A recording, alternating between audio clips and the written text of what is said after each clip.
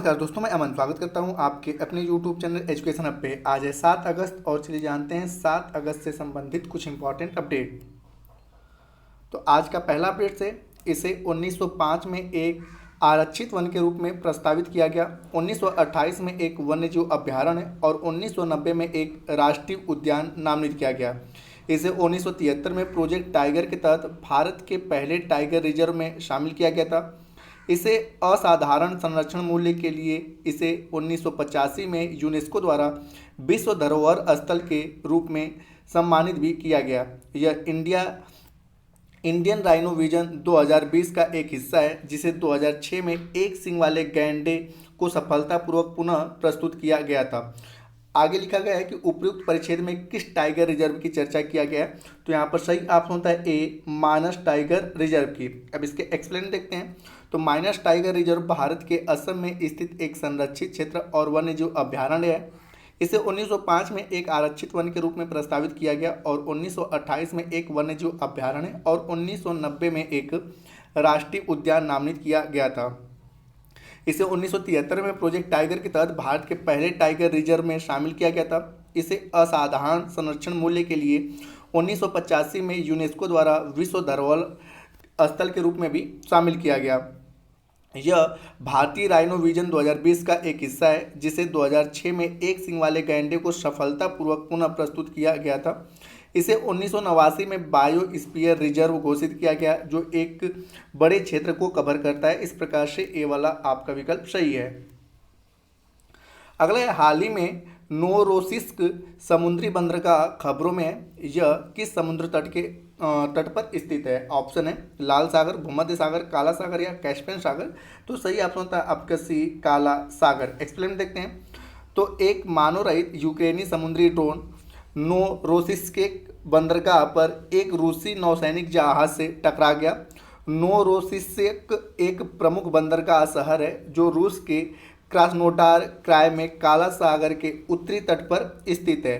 नोरोसिस्क रूस का काला सागर क्षेत्र के सबसे बड़े और व्यस्ततम बंदरगाहों में से एक है, जो व्यापार और परिवहन के लिए एक महत्वपूर्ण प्रवेश द्वार के रूप में कार्य करता है। यह बंदरगाह रूस के तेल निर्यात का प्रमुख आउटलेट है। यह पाइपलाइनों के माध्यम से कैस्पियन सागर और साइबेरिया जैसे प्रमुख तेल उत्पादकों से जुड़ा हुआ है, इसे ऊर्जा व्यापार के लिए महत्वपूर्ण बनाता है। इस प्रकार से आपका सी वाला विकल्प सही है कि नोरोसिस्क जो समुद्री बंदरगाह है वह काला सागर के तट पर स्थित है।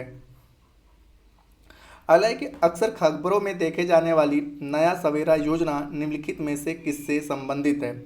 ऑप्शन है यूपीएससी, एसएससी और राज्य पीसीएस के प्रारंभिक चरण में उत्तीर्ण होने वाले अल्पसंख्यक छात्रों के लिए वित्तीय सहायता के लिए एक योजना है, या अल्पसंख्यक समुदाय की महिलाओं के विकास के लिए एक योजना है, या विभिन्न प्रतियोगी परीक्षाओं के लिए अल्पसंख्यक छात्रों को मुफ्त कोचिंग के लिए योजना है, या स्कूल छोड़ने वाले की औपचारिक स्कूली शिक्षा और कौशल विकास के लिए एक योजना है। तो यहाँ पर सही ऑप्शन होता है आपका सी कि विभिन्न प्रतियोगी परीक्षाओं के लिए अल्पसंख्यक छात्रों को मुफ्त कोचिंग के लिए एक योजना है, नया सवेरा योजना। इसके एक्सप्लेन देखते हैं।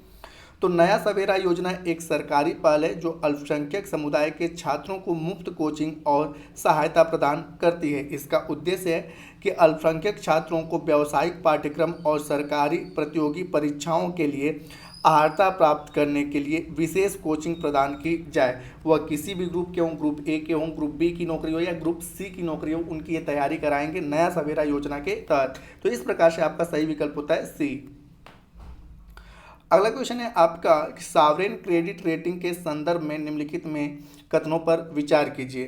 पहला है आपका कि सॉवरेन क्रेडिट रेटिंग किसी देश की साख का एक स्वतंत्र मूल्यांकन है जो बिना डिफाल्टर के ऋण चुकाने की क्षमता को दर्शाता है। आगे कि यहाँ पे CRISIL एक अंतर्राष्ट्रीय क्रेडिट रेटिंग एजेंसी है। और तीसरा कह रहा है कि जैव विविधता को नुकसान से देशों को सॉवरेन क्रेडिट रेटिंग के नीचे हो जाती है। तो यहाँ पे कह रहा है कि उपयुक्त में से कितने कथन सही हैं? तो आपका इसमें आपका सही ऑप्शन होता है बी कि केवल 2 कथन सही हैं। अब एक्सप्लेन देख लें कौन कौन से आपके कथन सही हैं। तो सॉवरेन क्रेडिट रेटिंग किसी देश की साख की एक स्वतंत्र मूल्यांकन है जो बिना डिफाल्टर के ऋण चुकाने की क्षमता को दर्शाता है। सरकारें धन जुटाने के लिए बांड जैसे ऋण साधन जारी करते हैं और साख सरकार की पुनर्भुगतान क्षमता को दर्शाती है। ये रेटिंग निवेशकों को राजनीतिक स्थिरता जैसे कारकों पर विचार करते हुए देश के ऋण उपकरणों में निवेश करते और जोखिम का आकलन करने में मदद करते। इस प्रकार से आपका कथन एक सही है। दूसरा कह रहा है कि कंपनी और सरकार के लिए क्रेडिट मूल्यांकन और मूल्यांकन आमतौर पर S&P ग्लोबल, मूडीज या फिच रेटिंग जैसी क्रेडिट रेटिंग एजेंसियों द्वारा किया जाता है। इन रेटिंग एजेंसियों को उन इकाइयों द्वारा भुगतान किया जाता है जो अपने लिए या अपने किसी ऋण के मुद्दे के लिए क्रेडिट रेटिंग की मांग कर रहे हैं। क्रिसिल भारत की पहली क्रेडिट रेटिंग एजेंसी है, अतः दूसरा कथन भी आपका सही है। आगे है कि ब्रिटिश अर्थशास्त्री के एक अध्ययन के अनुसार जैव विविधता के नुकसान में भारत सहित कई देशों की क्रेडिट रेटिंग कम हो जाएगी, जिससे कि उनका दिवालियापन या जोखिम बढ़ जाएगा, अतः कथन 3 सही आपका नहीं है। तो यहाँ पर आपका ठीक है 2 केवल आपके सही हैं, ठीक है, पहला और दूसरा। अगला है आपका कि कुरील द्वीप समूह के संदर्भ में निम्नलिखित कथनों पर विचार कीजिए। तो आपका है कि कुरील द्वीप समूह ओखोटस्क सागर और प्रशांत महासागर के बीच स्थित 4 द्वीपों का एक समूह है।